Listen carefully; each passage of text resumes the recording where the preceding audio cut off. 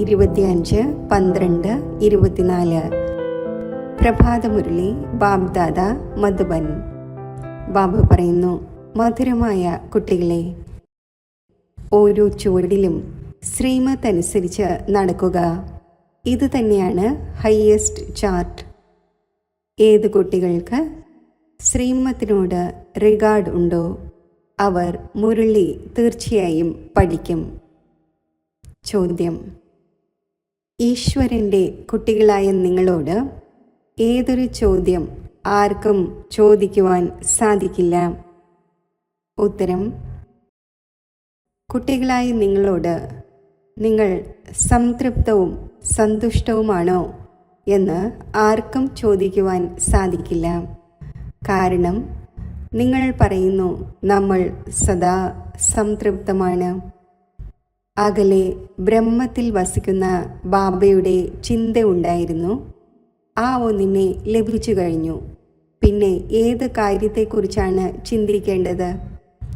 നിങ്ങൾ രോഗാവസ്ഥയിൽ ആണെങ്കിൽ പോലും പറയും, നമ്മൾ സംതൃപ്തവും സന്തുഷ്ടവുമാണ്. ഈശ്വരൻ്റെ കുട്ടികൾക്ക് ഒരു കാര്യത്തിൻ്റെയും ചിന്തയില്ല. ഇവരിൽ മായയുടെ യുദ്ധമുണ്ടായിരിക്കുകയാണ് എന്ന് ബാബ എപ്പോഴാണോ കാണുന്നത്, അപ്പോൾ ചോദിക്കുന്നു, കുട്ടികളെ, സംതൃപ്തവും സന്തുഷ്ടവുമാണോ? ഓം ശാന്തി. ബാബ മനസ്സിലാക്കി തരുന്നു, ബാബ പിതാവുമാണ്, ടീച്ചറും സുപ്രീം സദ്ഗുരുവുമാണ് എന്നത് കുട്ടികളുടെ ബുദ്ധിയിൽ തീർച്ചയായും ഉണ്ടായിരിക്കും. തീർച്ചയായും ഈ ഓർമ്മയിൽ തന്നെയായിരിക്കും. ഈ ഓർമ്മ ഒരിക്കലും ആർക്കും പഠിപ്പിക്കുവാൻ സാധിക്കില്ല. കൽപ്പകൽപ്പങ്ങളിൽ ബാബ തന്നെയാണ് വന്ന് പഠിപ്പിക്കുന്നത്. ആ ഒന്ന് ജ്ഞാനസാഗരവും പതീത പാവനുമാണ്. ജ്ഞാനത്തിൻ്റെ മൂന്നാമത്തെ നേത്രമായ ദിവ്യബുദ്ധി ലഭിച്ചു എന്നിരിക്കെ ഇത് ഇപ്പോൾ മനസ്സിലാക്കിച്ചു തരുന്നു. കുട്ടികൾ മനസ്സിലാക്കുന്നുണ്ടാകും, പക്ഷേ ബാബയെ തന്നെ മറന്നു പോകുന്നു. അപ്പോൾ ടീച്ചറും ഗുരുവും പിന്നെ എങ്ങനെ ഓർമ്മ വരും? മായ വളരെയധികം പ്രബലമാണ്. അത് ബാബയുടെ 3 രൂപങ്ങളെ തന്നെ മറപ്പിക്കുന്നു. നമ്മൾ തോറ്റുപോയി എന്ന് പറയുന്നു. യഥാർത്ഥത്തിൽ ഓരോ ചുവടിലും പദമമാണ്, അതായത് കോടി കോടിയാണ്. പക്ഷേ തോറ്റുപോകുന്നതിലൂടെ പദമം എങ്ങനെ ഉണ്ടാകും? ദേവതമാർക്ക് തന്നെയാണ് പത്മത്തിൻ്റെ അടയാളം നൽകുന്നത്. ഇത് ഈശ്വരൻ്റെ പഠനമാണ്. ഇപ്രകാരം മനുഷ്യൻ്റെ പഠനം ഒരിക്കലും ഉണ്ടാവുക സാധ്യമല്ല. ദേവതമാരുടെ മഹിമ ചെയ്യപ്പെടുന്നു, എങ്കിലും ഉയർന്നതിലും ഉയർന്നത് ഒരു ബാബയാണ്. പിന്നെ അവരുടെ മഹിമ എന്താണ്? ഇന്ന് കഴുത പദവി, നാളെ രാജപദവി. ഇപ്പോൾ നിങ്ങൾ പുരുഷാർത്ഥം ചെയ്ത് ഇതായിക്കൊണ്ടിരിക്കുന്നു. ഈ പുരുഷാർത്ഥത്തിൽ ധാരാളം പേർ ഫെയിലാകുന്നു എന്നത് അറിയുന്നുണ്ട്. ജ്ഞാനമാണെങ്കിൽ വളരെ സഹജമാണ്. എന്നിട്ടും ഇത്രയും കുറച്ചു പേരാണ് പാസ്സാകുന്നത്. എന്തുകൊണ്ട്? മായ അടിക്കടി മറപ്പിക്കുന്നു. ബാബ പറയുന്നു, തൻ്റെ ചാർട്ട് വയ്ക്കൂ. പക്ഷേ എഴുതുവാൻ കഴിയുന്നില്ല. എത്രത്തോളം ഇരുന്ന് എഴുതും? അഥവാ എഴുതിയാൽ തന്നെയും ചിലപ്പോൾ അപ്പ്, ചിലപ്പോൾ ഡൗൺ. ഓരോ ചുവടിലും ശ്രീമത്ത് അനുസരിച്ച് നടക്കുന്നവരുടേതാണ് ഹയ്യസ്റ്റ് ചാർട്ട്. ഈ പാവങ്ങൾക്ക് ലജ്ജ തോന്നുന്നുണ്ടാകും എന്ന് ബാബ മനസ്സിലാക്കും. ഇല്ലെങ്കിൽ ശ്രീമത്തിനെ പ്രവൃത്തിയിൽ കൊണ്ടുവരേണ്ടതാണ്. 1-2% എഴുതുന്നതേ പ്രയാസമാണ്. ശ്രീമത്തിനോട് ഇത്രയും റിഗാർഡില്ല. മുരളി ലഭിക്കുന്നു, എന്നിട്ടും പഠിക്കുന്നില്ല. അവർക്ക് തീർച്ചയായും മനസ്സിൽ തോന്നുന്നുണ്ടാകും, ബാബ പറയുന്നത് സത്യമാണ്, നമ്മൾ മുരളി പഠിക്കുന്നില്ല. അപ്പോൾ മറ്റുള്ളവരെ എന്ത് പഠിപ്പിക്കുവാനാണ്? ബാബ പറയുന്നു, എന്നെ ഓർമ്മിക്കൂ, അപ്പോൾ സ്വർഗത്തിൻ്റെ അധികാരിയാകും. ഇതിൽ പിതാവും വന്നു, പഠിപ്പിക്കുന്നയാളും വന്നു, സദ്ഗതി ദാതാവും വന്നു. ഏതാനും വാക്കുകളിൽ മുഴുവൻ ജ്ഞാനവും വരുന്നു. ഇവിടെ നിങ്ങൾ വരുന്നത് തന്നെ ഇതിനെ റിവൈസ് ചെയ്യുന്നതിനാണ്. ബാബയും ഇത് തന്നെ മനസ്സിലാക്കിക്കുന്നു. കാരണം നമ്മൾ മറന്നു പോകുന്നു എന്ന് നിങ്ങൾ സ്വയം പറയുന്നു. അതിനാൽ ഇവിടെ റിവൈസ് ചെയ്യുവാൻ വരുന്നു. ചിലർ ചെയ്യുകയും ചെയ്യുന്നു, എന്നിട്ടും റിവൈസ് ആകുന്നില്ല. ഭാഗ്യത്തിലില്ലെങ്കിൽ പുരുഷാർത്ഥവും എന്തു ചെയ്യുവാനാണ്? പുരുഷാർത്ഥം ചെയ്യിക്കുന്നവൻ ഒരേ ഒരു ബാബയാണ്. ഇതിൽ ആരുടെയെങ്കിലും അടുക്കൽ പരിഗണന സാധ്യമല്ല. ആ പഠനത്തിലാണെങ്കിൽ എക്സ്ട്രാ പഠിപ്പിക്കുന്നതിനായി ടീച്ചറിനെ വിളിക്കുന്നു. ഈ ഒന്നാണെങ്കിൽ ഭാഗ്യം ഉണ്ടാക്കുന്നതിനായി എല്ലാവരെയും ഏകരസമായി പഠിപ്പിക്കുന്നു. ഓരോരുത്തരെ പ്രത്യേകം പ്രത്യേകം എത്രത്തോളം പഠിപ്പിക്കാനാണ്? എത്ര അനേകം കുട്ടികളുണ്ട്. ആ പഠനത്തിലാണെങ്കിൽ ചിലർ വലിയ വ്യക്തികളുടെ കുട്ടികളായിരിക്കും. ഓഫർ ചെയ്യുന്നു, അപ്പോൾ അവരെ എക്സ്ട്രാ പഠിപ്പിക്കുകയും ചെയ്യുന്നു. ടീച്ചറിനറിയാം ഇയാൾ ഡള്ളാണ്, അതിനാൽ പഠിപ്പിച്ച് അവരെ സ്കോളർഷിപ്പിന് യോഗ്യരാക്കുന്നു. ഈ ടീച്ചർ ഇങ്ങനെ ചെയ്യുന്നില്ല. ഈ ഒന്ന് എല്ലാവരെയും ഒരേപോലെ പഠിപ്പിക്കുന്നു. എക്സ്ട്രാ പുരുഷാർത്ഥം എന്നാൽ ടീച്ചർ അല്പം കൃപ കാണിക്കുന്നു എന്നാണ്. ഇങ്ങനെ പൈസയും വാങ്ങുന്നു, വിശേഷിച്ച് സമയം നൽകി പഠിപ്പിക്കുന്നു. അതിലൂടെ അവർ കൂടുതൽ പഠിച്ച് സമർത്ഥരാകുന്നു. ഈ ബാബയാണെങ്കിൽ എല്ലാവർക്കും ഒരേ ഒരു മഹാമന്ത്രം നൽകുന്നു, മന്മനാഭവ. ഇത്രമാത്രം. ബാബ തന്നെയാണ് ഒരു പതീത പാവനൻ. ആ ഒന്നിനെ മാത്രം ഓർമ്മിക്കുന്നതിലൂടെ നമ്മൾ പാവനമാകും. അത് കുട്ടികളായ നിങ്ങളുടെ കൈകളിലാണ്. എത്രത്തോളം ഓർമ്മിക്കുമോ അത്രയും പാവനമാകും. മുഴുവൻ ആധാരവും ഓരോരുത്തരുടെയും പുരുഷാർത്ഥത്തിന്മേലാണ്. അവരാണെങ്കിൽ തീർത്ഥസ്ഥാനങ്ങളിൽ യാത്രകൾ ചെയ്യാൻ പോകുന്നു. ഒരാൾ മറ്റൊരാളെ കണ്ടുകൊണ്ടും പോകുന്നു. കുട്ടികളായ നിങ്ങളും ധാരാളം യാത്രകൾ ചെയ്തു. പിന്നെ എന്ത് സംഭവിച്ചു? താഴെ തന്നെ വീണു വന്നു. യാത്ര എന്തിനു വേണ്ടിയാണ്? ഇതിലൂടെ എന്ത് ലഭിക്കും? ഒന്നും അറിയാമായിരുന്നില്ല. ഇപ്പോൾ നിങ്ങളുടേത് ഓർമ്മയുടെ യാത്രയാണ്. വാക്കുതന്നെ ഒന്നാണ്, മന്മനാഭവ. നിങ്ങളുടെ ഈ യാത്ര അനാദിയാണ്. അവരും പറയുന്നു, നമ്മുടെ ഈ യാത്ര അനാദികാലമായി ചെയ്തു വരികയാണ്. ഇപ്പോൾ നിങ്ങൾ ജ്ഞാനസഹിതം പറയുന്നു, നമ്മൾ കൽപ്പകൽപ്പങ്ങളിൽ ഈ യാത്ര ചെയ്യുന്നു. ഈ യാത്ര സ്വയം ബാബ വന്ന് പഠിപ്പിക്കുന്നു. ആ യാത്രകളിൽ എത്ര തിക്കും തിരക്കും കൊള്ളുന്നു, എത്ര ബഹളമുണ്ടാകുന്നു. ഈ യാത്ര ഡെഡ് സൈലൻസിൻ്റേതാണ്. ഒരു ബാബയെ മാത്രം ഓർമ്മിക്കണം. ഇതിലൂടെ തന്നെയാണ് പാവനമാകേണ്ടത്. നിങ്ങളെ ബാബ ഈ സത്യമായ ആത്മീയ യാത്ര പഠിപ്പിച്ചു. ആ യാത്രകൾ നിങ്ങൾ ജന്മജന്മാന്തരങ്ങളായി ചെയ്തുകൊണ്ടേയിരുന്നു. എന്നിട്ടും പാടുന്നു, 4 ഭാഗത്തും ചുറ്റിക്കറങ്ങി. ഭഗവാനിൽ നിന്നും അകന്നു തന്നെയിരുന്നു. യാത്ര കഴിഞ്ഞ് വന്ന ശേഷം വികാരങ്ങളിൽ വീഴുന്നുവെങ്കിൽ എന്ത് നേട്ടം? ഇപ്പോൾ കുട്ടികളായ നിങ്ങൾ അറിയുന്നുണ്ട്, ഇത് പുരുഷോത്തമ സംഗമയുഗമാണ്. ഇതിൽ ബാബ വന്നിരിക്കുകയാണ്. ഒരു ദിവസം എല്ലാവരും അറിയും, ബാബ വന്നു കഴിഞ്ഞു. ഒടുവിൽ ഭഗവാനെ എങ്ങനെ ലഭിക്കും? ഇത് ആരും അറിയുന്നില്ല. ചിലർ വിചാരിക്കുന്നു പട്ടിയിലും പൂച്ചയിലും ലഭിക്കുമെന്ന്. ഇതിലെല്ലാം ഭഗവാന് ലഭിക്കുമോ? എത്ര അസത്യമാണ്! അസത്യം തന്നെ കഴിക്കുക, അസത്യം തന്നെ കുടിക്കുക, അസത്യത്തിൽ തന്നെ രാത്രി കഴിച്ചു കൂട്ടുക. അതിനാൽ ഇത് അസത്യഖണ്ഡം തന്നെയാണ്. സത്യഖണ്ഡം എന്ന് സ്വർഗത്തെ പറയുന്നു. ഭാരതം തന്നെയാണ് സ്വർഗമായിരുന്നത്. സ്വർഗത്തിൽ എല്ലാവരും ഭാരതവാസികളായിരുന്നു. ഇന്ന് അതേ ഭാരതവാസികൾ നരകത്തിലാണ്. ഇത് മധുരമായ കുട്ടികളായ നിങ്ങൾ അറിയുന്നുണ്ട്. നമ്മൾ ബാബയിൽ നിന്നും ശ്രീമത്തെടുത്ത് ഭാരതത്തെ വീണ്ടും സ്വർഗമാക്കിക്കൊണ്ടിരിക്കുന്നു. ആ സമയത്ത് ഭാരതത്തിൽ മറ്റാരും ഉണ്ടായിരുന്നതേയില്ല. മുഴുവൻ വിശ്വവും പവിത്രമായി മാറുന്നു. ഇപ്പോഴാണെങ്കിൽ എത്ര അനേകം ധർമ്മങ്ങളാണ്. ബാബ മുഴുവൻ വൃക്ഷത്തിൻ്റെയും നോളജ് കേൾപ്പിക്കുന്നു. നിങ്ങൾക്ക് വീണ്ടും സ്മൃതി വരുത്തുന്നു. നിങ്ങൾ തന്നെ ദേവതയായിരുന്നു, പിന്നെ വൈശ്യനും ശൂദ്രനുമായി, ഇപ്പോൾ നിങ്ങൾ ബ്രാഹ്മണൻ ആയിരിക്കുകയാണ്. ഈ വാക്ക് എപ്പോഴെങ്കിലും ഏതെങ്കിലും സാധു സന്യാസിയിലൂടെയോ വിദ്വാനിലൂടെയോ കേട്ടിട്ടുണ്ടോ? ഹംസോ എന്നതിൻ്റെ അർത്ഥം ബാബ എത്ര സഹജമാക്കി കേൾപ്പിക്കുന്നു. ഹംസോ എന്നാൽ ഞാൻ ആത്മാവ്. ഞാൻ ആത്മാവ് ഇങ്ങനെയെല്ലാം ചക്രം കറങ്ങുന്നു. അവർ പറയുന്നു, ഞാൻ ആത്മാവ് തന്നെയാണ് പരമാത്മാവ്, പരമാത്മാവ് തന്നെയാണ് ഞാൻ ആത്മാവ്. ഹംസോ എന്നാൽ ഞാൻ അതാകുന്നു എന്നതിൻ്റെ അർത്ഥം അറിയുന്ന ഒരാൾ പോലുമില്ല. ബാബ പറയുന്നു, ഈ ഹംസോയുടെ മന്ത്രം സദാ ബുദ്ധിയിൽ ഓർമ്മയുണ്ടായിരിക്കണം. ഇല്ലെങ്കിൽ ചക്രവർത്തി രാജാവ് എങ്ങനെയാകും? അവരാണെങ്കിൽ 84ൻ്റെ അർത്ഥവും മനസ്സിലാക്കുന്നില്ല.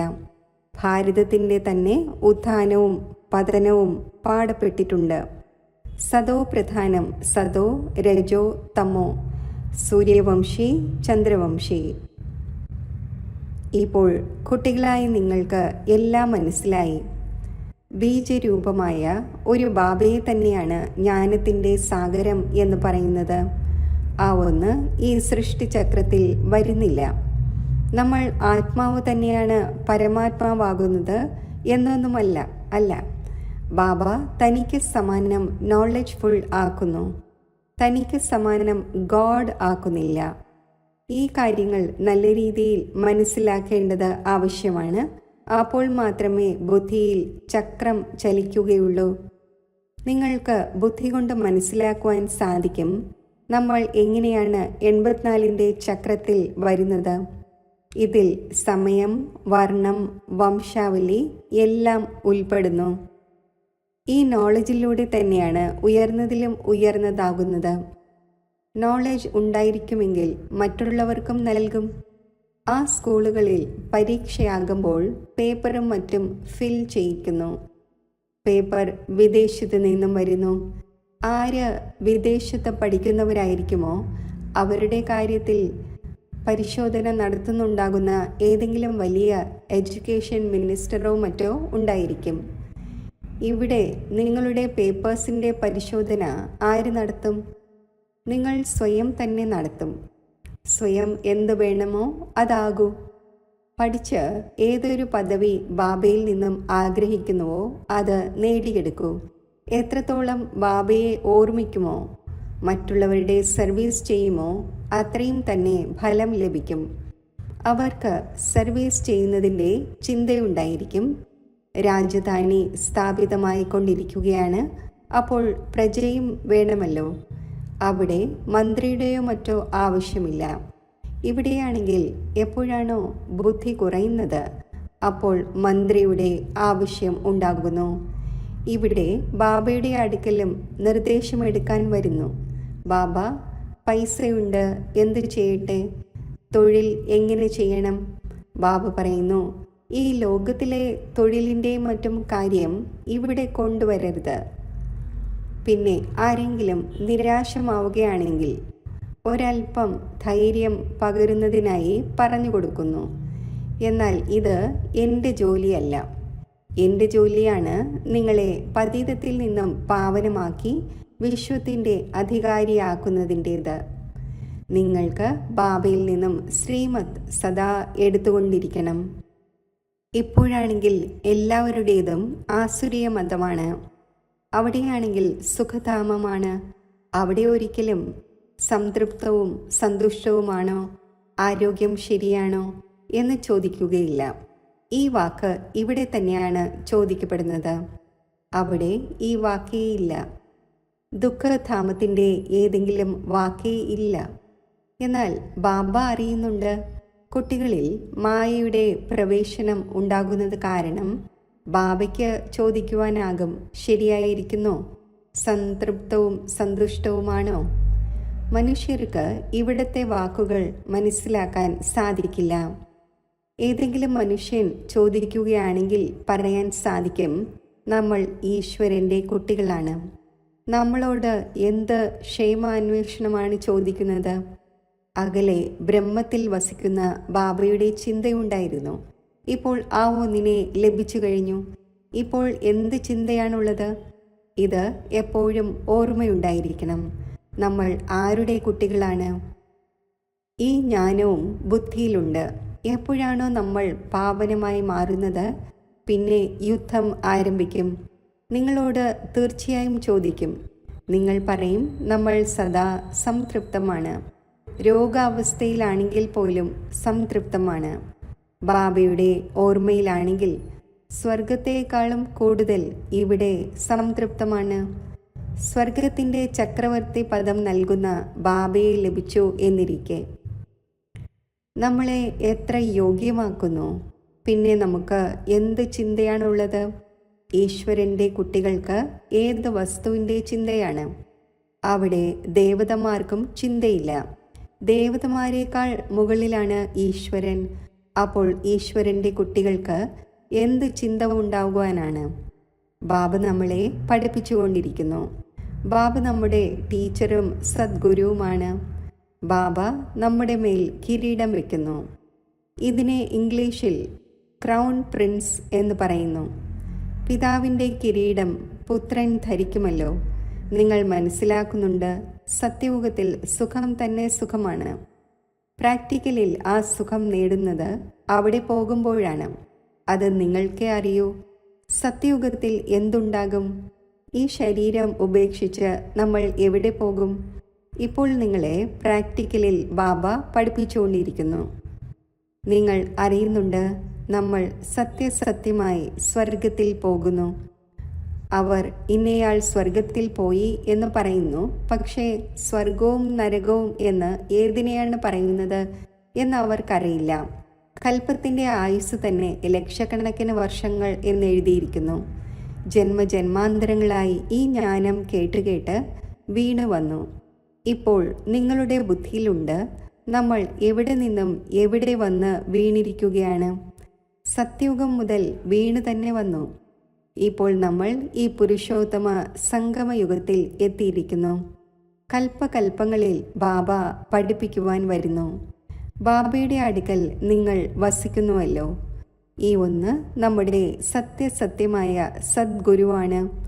ആ ഒന്ന് മുക്തിയുടെയും ജീവൻ മുക്തിയുടെയും വഴി പറഞ്ഞു തരുന്നു.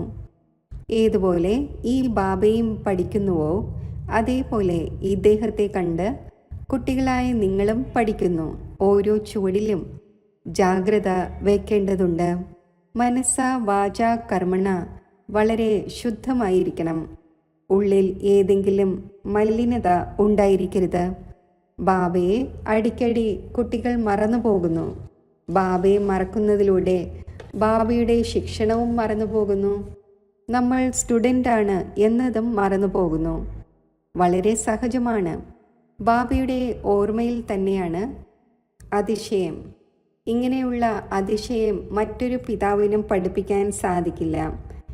ഈ അതിശയത്തിലൂടെ തന്നെയാണ് തമോ പ്രധാനത്തിൽ നിന്നും സദോ പ്രധാനമാകുന്നത്. കുട്ടികളായി നിങ്ങൾ അറിയുന്നുണ്ട്, ശിവബാബ ബ്രഹ്മാവിലൂടെ ആദി സനാതന ദേവീ ദേവതാ ധർമ്മത്തിൻ്റെ സ്ഥാപന ചെയ്തു. ആ ധർമ്മം സത്യയുഗത്തിലും ത്രേതായിലും പകുതി കൽപ്പത്തേക്ക് തുടരുന്നു. പിന്നെ മറ്റു ധർമ്മത്തിലുള്ളവർ പിന്നീട് അഭിവൃദ്ധി പ്രാപിക്കുന്നു.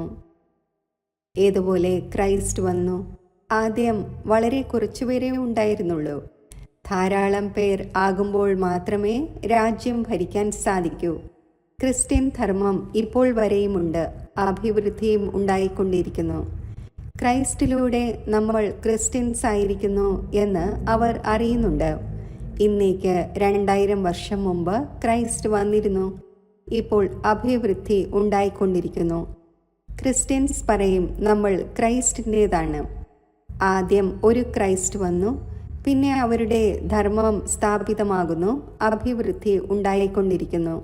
1-ൽ നിന്നും 2, 2-ൽ നിന്നും 4, പിന്നെ ഇങ്ങനെ വർധനവ് ഉണ്ടായിക്കൊണ്ടിരിക്കുന്നു. ഇപ്പോൾ നോക്കൂ, ക്രിസ്ത്യൻസിൻ്റെ വൃക്ഷം എത്രയായിരിക്കുകയാണ്. ഫൗണ്ടേഷനാണ് ദേവീ ദേവതാ വംശം. അതിനാൽ ബ്രഹ്മാവിനെ ഗ്രേറ്റ് ഗ്രേറ്റ് ഗ്രാൻഡ് ഫാദർ എന്ന് പറയുന്നു. എന്നാൽ ഭാരതവാസികൾ നമ്മൾ പരംപിതാ പരമാത്മാ ശിവന്റെ ഡയറക്റ്റ് കുട്ടികളാണ് എന്നത് മറന്നുപോയി. ക്രിസ്ത്യൻസും മനസ്സിലാക്കുന്നുണ്ട് ആദിദേവൻ ഉണ്ടായിരുന്ന ശേഷം പോയി. ആ ഒന്നിൻ്റേതാണ് ഈ മനുഷ്യ വംശാവലി. പിന്നെ അവർ അംഗീകരിക്കുന്നത് തൻ്റെ ക്രൈസ്റ്റിനെ തന്നെയാണ്. ക്രൈസ്റ്റിനെയും ബുദ്ധനെയും ഫാദറായി മനസ്സിലാക്കുന്നു. വംശാവലി വൃക്ഷം ഉണ്ടല്ലോ, ഇതുപോലെ ക്രൈസ്റ്റിൻ്റെ സ്മാരകം ക്രിസ്ത്യൻ ദേശത്തിലുണ്ട്. അതേപോലെ കുട്ടികളായി നിങ്ങൾ ഇവിടെ തപസ്യ ചെയ്തിട്ടുണ്ട്. അതിനാൽ നിങ്ങളുടെയും സ്മാരകം ഇവിടെ ആബോയിൽ ഉണ്ട്. ശരി, മധുരമധുരമായ സിക്കില്ലതെ കുട്ടികൾക്ക് മാതാവും പിതാവുമായ ബാബ് ദാദയുടെ സ്നേഹസ്മരണകൾ. Good morning. ആത്മീയ പിതാവിൻ്റെ ആത്മീയ കുട്ടികൾക്ക് നമസ്തേ. ധാരണയ്ക്കുള്ള മുഖ്യസാരം: ഡെഡ് സൈലൻസിൻ്റെ സത്യസത്യമായ ആത്മീയ യാത്ര ചെയ്യണം. ഹംസോ, അതായത് ഞാൻ അതാകുന്നു എന്ന മന്ത്രം സദാ ഓർമ്മ വയ്ക്കണം. അപ്പോൾ ചക്രവർത്തി രാജാവാകും. മനസ്സ വാച കർമ്മണ വളരെയധികം ശുദ്ധമായിരിക്കണം. ഉള്ളിൽ യാതൊരു മലിനതയും ഉണ്ടായിരിക്കരുത്. ഓരോ ചുവടിലും ജാഗ്രത വയ്ക്കണം. ശ്രീമത്തിനോട് റിഗാർഡ് വയ്ക്കണം. വരദാനം: വിനയത്തിൻ്റെ ഗുണം ധാരണം ചെയ്ത് സർവർക്കും സുഖം നൽകുന്ന സുഖദേവനും സുഖസ്വരൂപവുമായി ഭവിക്കട്ടെ. മഹാൻ ആത്മാക്കളായ താങ്കളുടെ അടയാളമാണ് വിനയം. എത്ര വിനയമുള്ളവരാകുമോ അത്രയും സർവരിലൂടെ മാന്യത പ്രാപ്തമാകും. ആര് വിനയമുള്ളവരാണോ അവർ സർവർക്കും സുഖം നൽകും. എവിടെ പോയാലും എന്ത് ചെയ്താലും അത് സുഖദായിയായിരിക്കും. ആരെല്ലാം സംബന്ധ സമ്പർക്കത്തിൽ വന്നുവോ അവർ സുഖത്തിൻ്റെ അനുഭൂതി നേടണം. അതിനാൽ ബ്രാഹ്മണ ആത്മാക്കളായ താങ്കളുടെ മഹിമയാണ് സുഖത്തിൻ്റെ സാഗരത്തിൻ്റെ കുട്ടികൾ സുഖസ്വരൂപവും സുഖദേവനുമാണ്. അപ്പോൾ സർവർക്കും സുഖം നൽകിയും സുഖം നേടിയും പോയിക്കൊണ്ടിരിക്കൂ. ആരെങ്കിലും താങ്കൾക്ക് ദുഃഖം നൽകുകയാണെങ്കിൽ സ്വീകരിക്കരുത്. സ്ലോഗൻ: ആരാണോ ആത്മാഭിമാനിയായി ഇരിക്കുന്നത് അവരാണ് ഏറ്റവും വലിയ ജ്ഞാനി. ഓം ശാന്തി.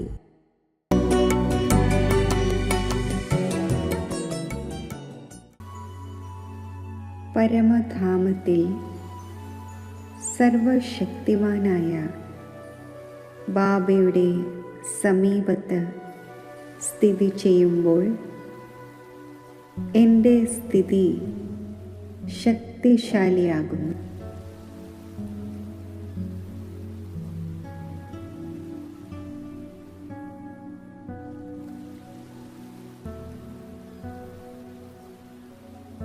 ഞാൻ മാസ്റ്റർ സർവശക്തിവാനാണ്.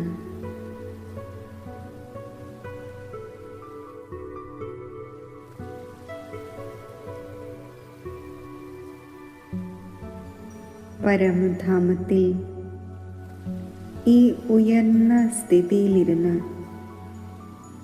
വിശ്വത്തിലേക്ക് ലൈറ്റും മൈറ്റും വ്യാപിപ്പിക്കുകയാണ്.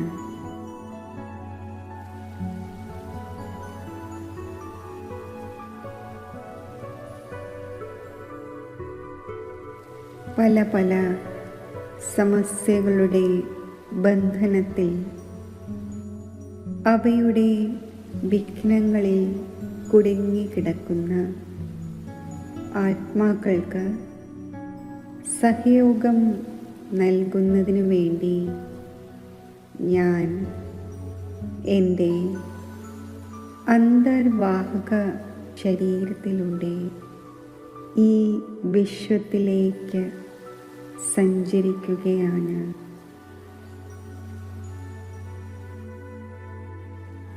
എന്നിൽ നിന്നും പ്രവഹിക്കുന്ന ഈശ്വരീയ ശക്തി ആ ആത്മാക്കളിൽ പതിക്കട്ടെ.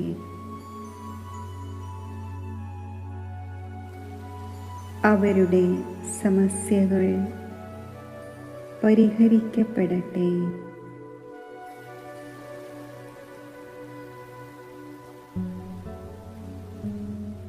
ഈ ശുഭഭാവനയോടെ, ശുഭകാമനയോടെ ശുദ്ധ വൈബ്രേഷൻസ് അവരിലെ വ്യർത്ഥവും ദുർബലവുമായ സങ്കല്പങ്ങളെ പരിവർത്തനപ്പെടുത്തട്ടെ.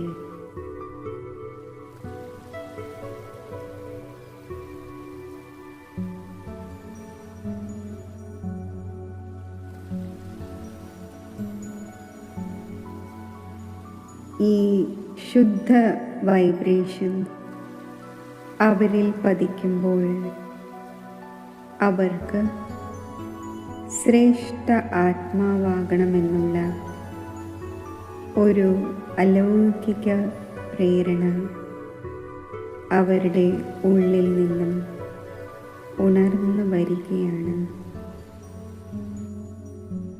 ഈ അലൗകിക ഈശ്വരീയ ശക്തി ആ ആത്മാക്കളിൽ നിറയുമ്പോൾ അവർ പ്രസന്നചിത്തരായി